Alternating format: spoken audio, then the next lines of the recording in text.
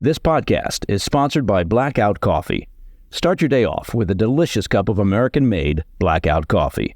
Family-owned, premium coffee, fresh roasted and shipped out within 48 hours of roasting.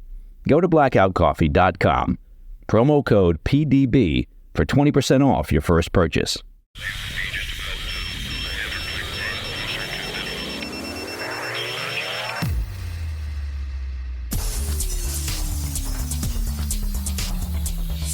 It's Tuesday, January 16th. Welcome to the President's Daily Brief. I'm Mike Baker, your eyes and ears on the world stage. Let's get briefed.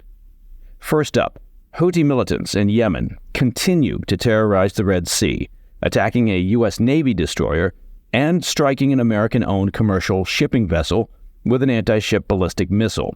Apparently, neither the Houthis nor their Iranian sponsors got the message that the White House meant to deliver with recent strikes inside Yemen. Later in the program, the Ukraine military claims it's dealt a major blow to Russia, downing one of the country's most valuable air assets. Plus, the Biden administration is setting its sights on Texas Governor Greg Abbott after the Lone Star State blocked U.S. Border Patrol agents from accessing a heavily trafficked stretch of the border. Finally, in today's Back of the Brief, we'll spotlight how some cities around the country are being forced to find creative and sometimes controversial ways to manage the migrant crisis. But first up, the PDB spotlight. In a significant escalation of hostilities in the Red Sea, Iranian-backed Houthi militants in Yemen have launched two separate attacks over the past 48 hours, now seemingly targeting U.S. ships with deliberate intent. The Pentagon has confirmed that U.S. fighter aircraft successfully intercepted and neutralized an anti-ship cruise missile launched by the rebels towards the U.S. Navy destroyer, the USS Laboon. This attempted strike took place off the coast near Hodeidah, a strategic Red Sea port controlled by the Houthis.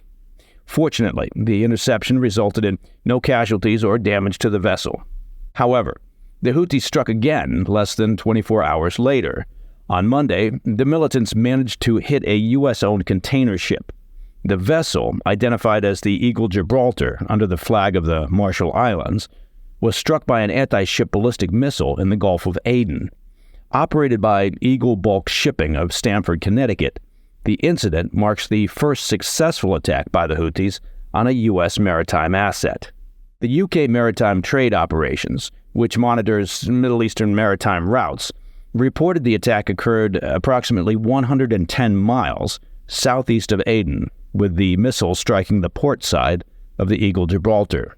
The impact caused limited damage to one of the cargo holds, but the ship remained stable and proceeded to navigate away from the danger zone.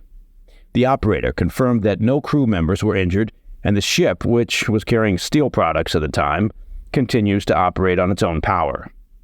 U.S. Central Command reports that they detected another missile launch towards the southern Red Sea on Monday. This missile failed during flight and didn't pose a threat as it impacted on land within Yemen. In a televised statement, a Houthi military spokesperson took responsibility for these attacks, warning that all American and British ships partaking in the coalition against Yemen are considered hostile. Now, on yesterday's PDB, we noted that President Biden, following recent U.S. and allied strikes inside Yemen, told reporters that the strikes sent a message both to the Houthis and to their patrons, the Iranian regime.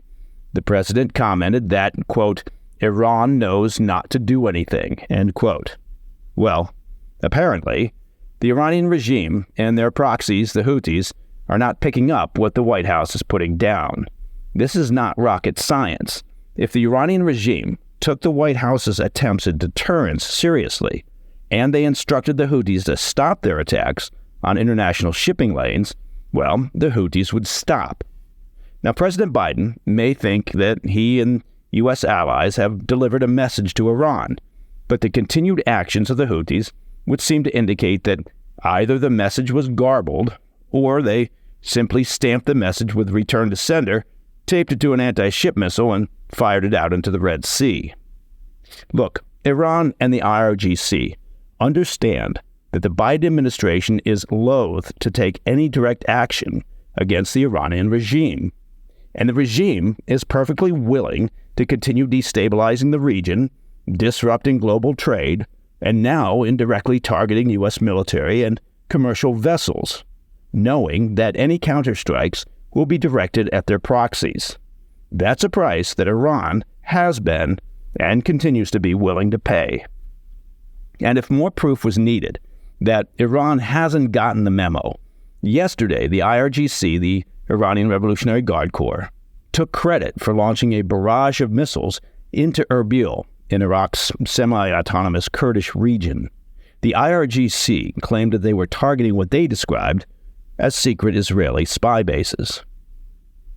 All right, coming up after the break, Ukraine claims it's dealt a serious blow to Russia's Air Force, taking out one of only a handful of Putin's high-priced surveillance planes.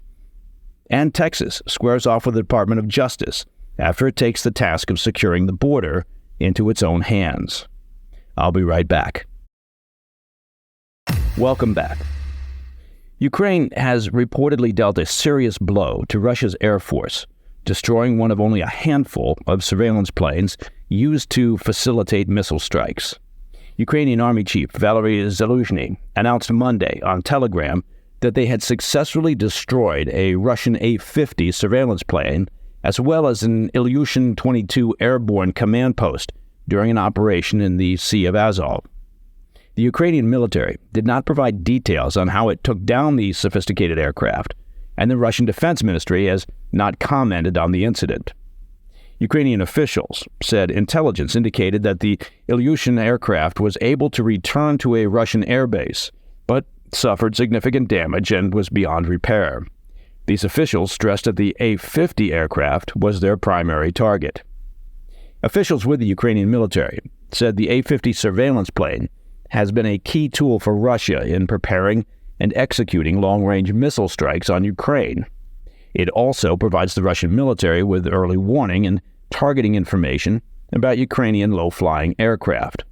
Officials said its destruction will seriously hamper Russia's ability to conduct future aerial operations, according to a report by Reuters.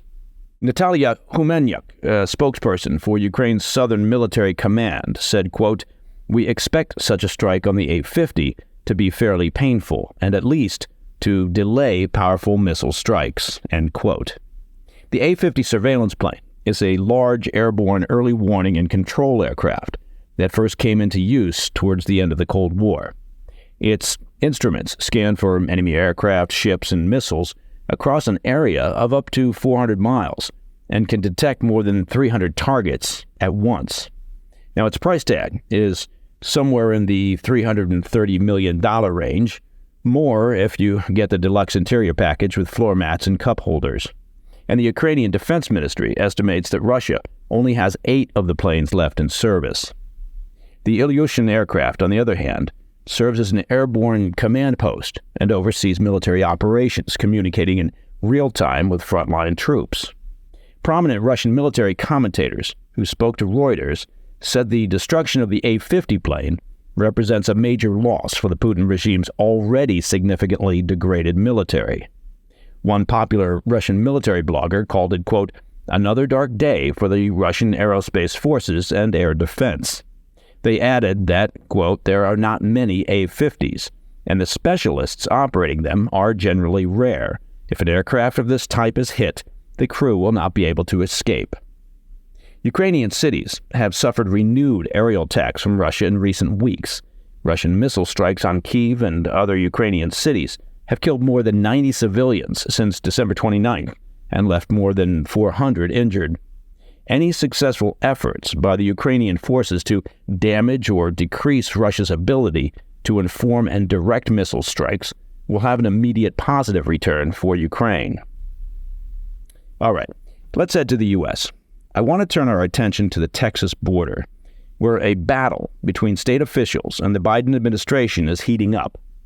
The Biden administration sent a cease and desist letter to Texas Attorney General Ken Paxton on Sunday, demanding that state authorities stop impeding U.S. Border Patrol access to a 2.5-mile stretch of the Rio Grande in Eagle Pass, Texas, according to an NBC News report. For some context, Texas Governor Greg Abbott mobilized the Texas National Guard on January 10th, directing them to take full control of Shelby Park. And that's a 47-acre area in Eagle Pass that's been a hotspot for illegal migrant crossings. They have indefinitely closed public access to the park and installed wire and fencing to block entry. The Biden administration says that since the park's closure, federal Border Patrol agents have been denied access to the area by state troopers and the Texas National Guard, impeding their ability to carry out their operations. The situation reached a head on Friday evening after a woman and 2 children drowned in the Rio Grande near Eagle Pass. Officials with the Department of Homeland Security said Border Patrol agents were prevented from accessing the area to provide emergency assistance. Now, Texas officials disputed the DHS narrative, saying that while they were made aware of the emergency situation, they were unable to locate the migrants in question. In the letter to Texas AG Ken Paxton, DHS General Counsel Jonathan Meyer said, quote, "The recent actions by the state of Texas have impeded operations of the Border Patrol. Those actions conflict with the authority and duties of Border Patrol under federal law and are preempted under the Supremacy Clause of the Constitution," end quote. The White House also chimed in, calling Governor Abbott's policies cruel, inhumane, and dangerous. Now, the White House added, quote, "Governor Abbott's actions have negatively impacted our ability to maintain an open border and allow the processing and entry of whoever wants to come in." Now, I'll double check, but that actually may not be a real quote. Abbott has defended his use of state resources to address the spiraling crisis on the U.S. border, particularly in the absence of federal assistance. A spokesman for Abbott said last week that, quote, "Texas will continue to deploy Texas National Guard soldiers, DPS troopers, and more barriers, utilizing every tool and strategy to respond to President Biden's ongoing border crisis." The cease and desist letter gives Texas until January 17th to comply or face further action from the U.S. Department of Justice. It comes after the Justice Department filed a complaint on Friday with the U.S. Supreme Court, asking them to intervene over a recent court decision that prevents Border Patrol agents from cutting a razor wire fence along the Rio Grande in Texas. You heard that right. The Justice Department is upset because they can't instruct the Border Patrol to remove fencing along the border. The Justice Department also sued Texas on January 3rd, challenging a recently passed law that allows Texas state law enforcement to arrest people suspected of illegally crossing the border. As we've extensively covered on the PDB, border states are currently contending with the highest rates of illegal migrant encounters on record.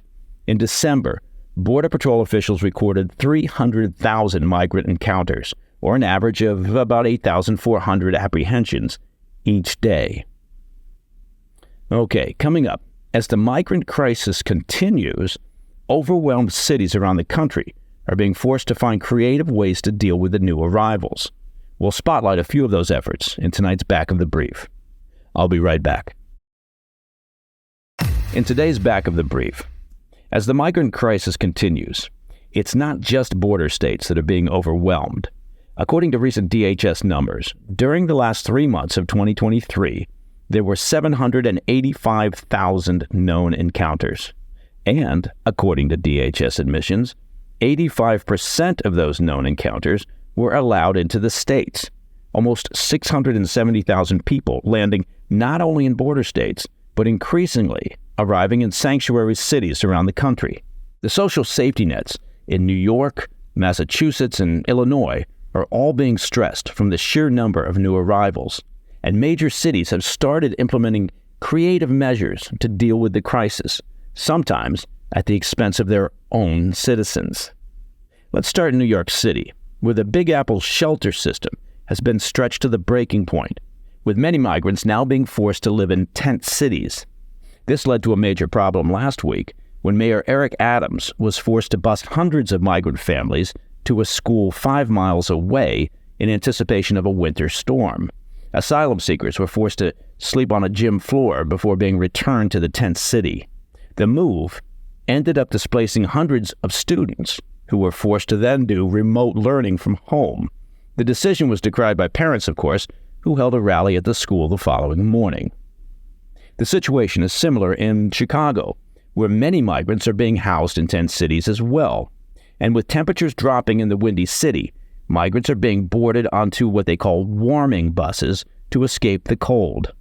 The local government is also facing a backlash from Chicagoans, as the city plans to spend millions on new housing facilities for the new arrivals, while the city's homeless population takes a back seat. And not even a back seat on a warming bus. It's just a figurative back seat. You can't even sit down on a figurative back seat. Finally, there's the sanctuary state of Massachusetts, which is so overwhelmed that the state can no longer guarantee housing for illegal immigrants. So the state has turned to a new idea: housing them in private homes. Last year, officials began seeking residents willing to host newly arrived individuals or families in need of shelter. Hosts are asked to provide a room or apartment for a few days until longer-term accommodations can be arranged. Towns around the state are being given guidance on how to encourage residents to open up their homes to migrants. It's sort of like an Airbnb program, except you don't get to ask questions about your renters, and they don't pay rent. Massachusetts officials have clarified in recent days that nobody will be forced to house any of the new arrivals. Oh, that's nice. So the officials felt it necessary to explain that nobody would be forced into taking strangers into their homes. I'd like to think that some of the progressive elites living in and around Boston, maybe Martha's Vineyard and other Tony spots where the swells hang out, who were happy when this was just a border states issue, could now lead the way here. I mean, seriously, I'm sure they've got room. Just take in some single men or a couple of families, and they'll be super impressed with the guest wing and the colonial antique furniture. The state government could hand out yard signs to the posh progressives when they take in migrants. The sign could say, "Come on in," and they could put that sign right next to their somewhat aging yard sign that they've righteously displayed over the past few years that says, "All are welcome here." And that, my friends, is the President's Daily Brief for Tuesday, 16 January. If you have any questions or comments, please reach out to me at pdb@thefirsttv.com. I'm Mike Baker. I'll be back later today with the PDB Afternoon Bulletin. Until then, stay informed, stay safe, stay cool.